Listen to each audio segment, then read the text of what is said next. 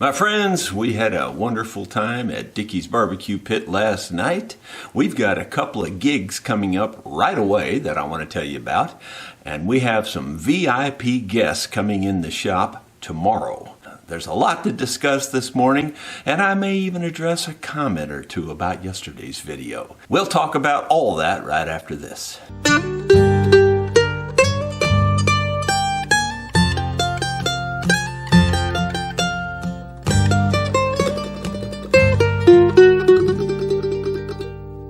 Hello my friends, Jerry Rosa here in the Rosa String Works Workshop. It is Wednesday the 19th of October. October's over half over already. It just seems like it just got started. And it's only 21 degrees here this morning. I'll put on the screen what that equates to in millimeter land. Oh my gosh, it's chilly, frost on the pumpkins all the way. Went out and cut more firewood yesterday, so take a look at this video right here. Well, my friends, here I am with my first load for the season. Well, in a way that's not true. That little bit of wood that you saw stacked there the other day was from this season also, but it was just mainly cleaning out a trail where a tree had fallen across the trail. But this is the first purposeful cut load. I call this kind of a medium full load. It's not what I call a big load, but this is a bigger trailer than it looks like. This trailer is 5 feet wide, 9 feet long, and the sides are only maybe, 14 inches tall or something. But anyway, I usually heap it even bigger than this. I was just in a hurry. Now, here's how I dump the wood. Now, I haven't checked this dump on this thing since last winter, and it's powered by that battery. So who knows if the battery's got juice in it or not. We'll see. Lifts it right up. And if I let go of it, it stops, so I have to hold on to it.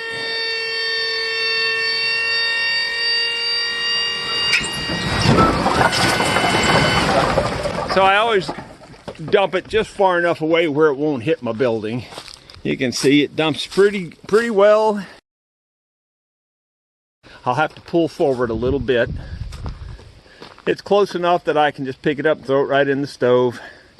No problem. This is smaller wood, but this is what was in the way laying out in my field, so I just wanted to clean it up. I got another load about like this to clean up, and then I'll be heading up in the woods cutting treetops from the trees that were cut down years ago. This is the Ford 4000 that I restored. This was in 1964. I inherited it from my father's estate, and my dad bought this tractor almost brand new. It only had a few hours on it when he bought it. He loved this tractor. I mean, he absolutely loved this tractor. And not one single thing on it worked when I inherited it. And I mean not one thing. I'm talking the rear end, the transmission, the engine, every single thing, power steering, everything had to be going through. And I've restored everything, and it's working. So here we go. I'll pull it forward. It used to have a push button start down here, and I replaced it with a key start because it just makes it easier.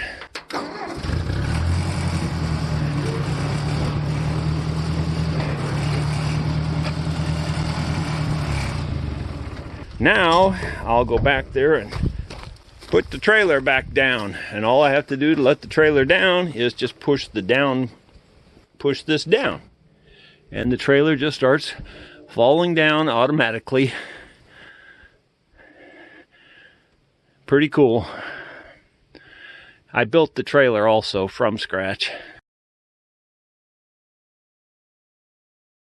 So take a look at the Orchid now. Here's the plant itself, and looks pretty darn fine if you ask me. Pretty cool.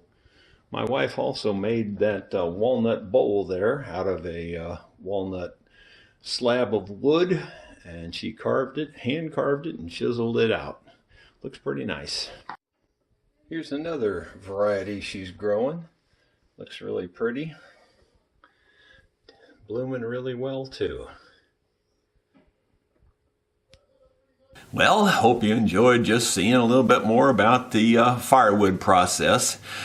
Some people probably think I'm stupid for doing all this, but you know what? It's a lifestyle, number one. And number two, keeps me young and virile.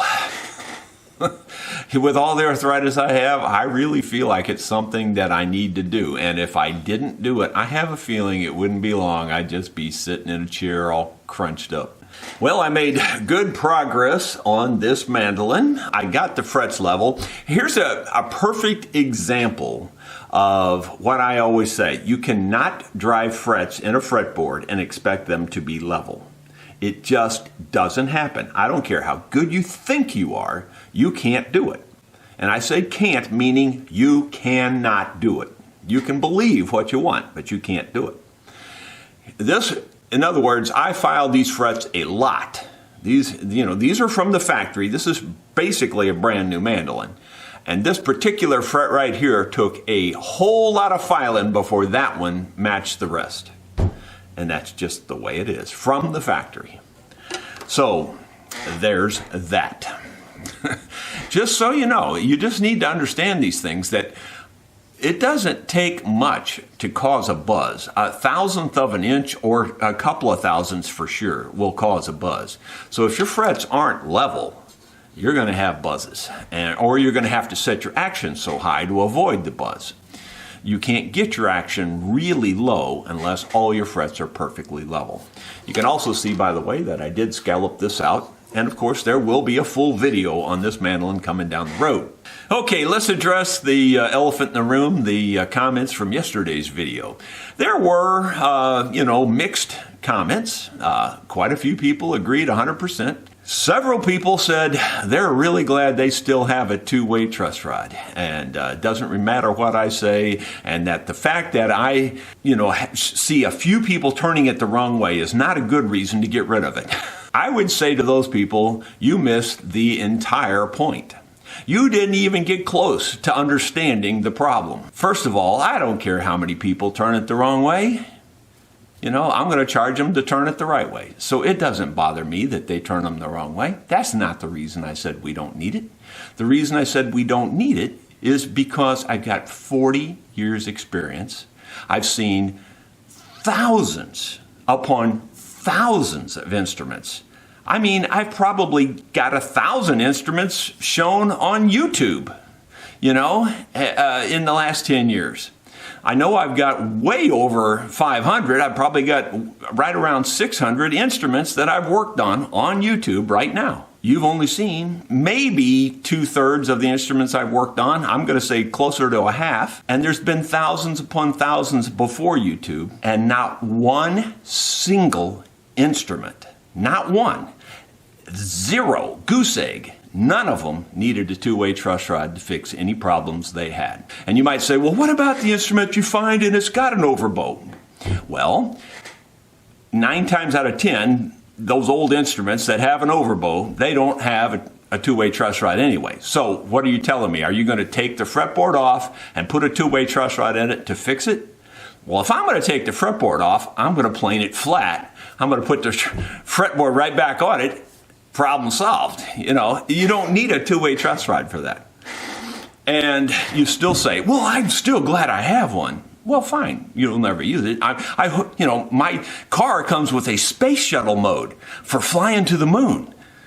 Yeah, right. I'm not ever going to use it. It's just plain silliness.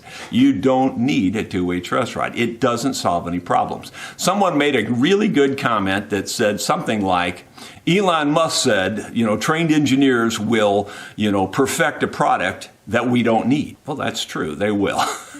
And then where the wool has really been pulled over your eyes, and I know you don't like to hear this because you don't like to feel like you've been fooled, but you've been fooled. It's a marketing hype. It is a absolute 100%. You didn't hear me say 99.9. I said it's 100% marketing hype. Why do I say that? Well, it's just simple. When you go to the music store, the salesman can go, this one has a two-way truss rod. This is the one you want. He doesn't bother to tell you you'll never need it. And like I said, the only thing that a two-way truss rod does for you is it can, if you turn it the wrong way, create a problem you wouldn't have otherwise. That's the only thing a two-way truss rod can do for you. Period. Zero. End of discussion. Believe what you want. And then the last thing I say is, why do I tell you these things? Why do I get on my high horse and try and stick my neck out to get it chopped off because I'm the only guy telling you the truth? Everybody else is out there going, oh, you need this, you need this. I'm telling you the truth, you don't need it. So what do I have to benefit from it? Stop and think about that for a second. What's my motive? Is it going to make me healthy, wealthy, and wise? Is it going to make me better looking? Is it going to get rid of my arthritis? No, I tell you because you're watching my channel to hear the truth and to find out how to do these things on your instruments and what's going to work and what's not going to work. I got no motive. So believe what you want. My algebra teacher, Mr. Velos, I go back to him all the time because he was just a good old guy. He was kind of like a bumbly professor. You know, just a roly-poly, pudgy kind of guy. But he just had some good sayings and things. And his best saying ever was, you know, you can lead a horse to water, but you can't make them swim on their back. So think about that. I've got no motive. I've got no dog in the fight even.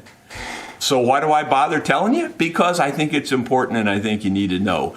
So if you get to the music store and the salesman's going, this has a two-way truss rod. This is the one you want. But the other one sounds better, buy the other one. There you go. That's all I can tell you. End of the rant. I won't get on that subject again, period, unless I get another instrument in that's got it turned the wrong way. And like I said, 9 out of 10 of them have been turned the wrong way. Okay, so now, what are the gigs that we're playing? Well, tomorrow morning, we're playing a little freebie show for the elementary school. It's a themed kind of day for the school. I think it's like Western Days or something along those lines. And I can't remember what the theme is right now. But we fall in line with singing some cowboy songs. And because it's October and Halloween's coming, I always throw in like Bringing Mary Home, which is a good ghost story, things like that. And then I ask the kids all kinds of questions. Like I'll ask them questions about the song. You know, in the song Bringing Mary Home, she sat there pale and quiet. So I'll, throw out the question. She sat there blank and blank. And if you can get those answers, well, then you can come up and get candy, and that kind of thing. So the kids just love it. They listen there and they just have a great time. So it's really a fun day for the kids, and I enjoy doing it. And the whole band, believe it or not, is going to be there tomorrow morning for me to play. Typically, it's just me and Gary or me and Bev or just me and somebody else or maybe me and 2 others. But tomorrow, the whole band's going to be there. So I'm really excited about that. It's going to be fun. And then on October 30th, if you're in the area, we are going to be playing a gospel show that evening, which is a Sunday evening at the Macedonia Baptist Church, just slightly north of Rolla on 63. So that's going to start about 7 o'clock, I believe. And there will be food afterwards and ice cream and pie and cake and all those kinds of things. So be sure to come to that if you can. October 30th, Macedonia Baptist Church. We would love to have you. It's going to be all gospel. Okay, so finally, who are the important VIP visitors coming tomorrow? Well, they're going to be coming tomorrow afternoon, and I don't know exactly what time they're going to get here, and I don't know exactly what they have in mind. They're calling the shots, bringing a whole camera crew, the whole thing, and yes, it's the Chapmans from the acoustic shop. They're going to be coming up here, and I think, I'm just talking out loud because I don't really know. It's just more or less a surprise to me. But I think he mentioned something about an instrument that got busted in shipping and they're going to bring it up here. So that's all I think I know. We'll see how it goes. I don't know if we're going to do something live or if it's all going to be on video or what. Well, that's about it for today. I just wanted to, clear the air there on my motives behind telling you about the two-way truss rod. I've got nothing to gain, and I've worked on thousands of instruments, and not a single one of them could have benefited from it. So there's that. I hope you'll tune back in on Friday for the shop talk, because tomorrow morning I won't be able to do a vlog. I won't have time tomorrow anytime during the day, because after I get done with that show, well, then the visitors are coming tomorrow afternoon. So there will be no vlog tomorrow, and we will be doing a shop talk on Friday. So if you would like to put comments in today's video for topics you'd like me to discuss on Friday, feel free to do so. And if you want me to elaborate on the two-way truss rod, I know you don't, but if you do, I will. We'll see you on Friday. Thank you so much for tuning in.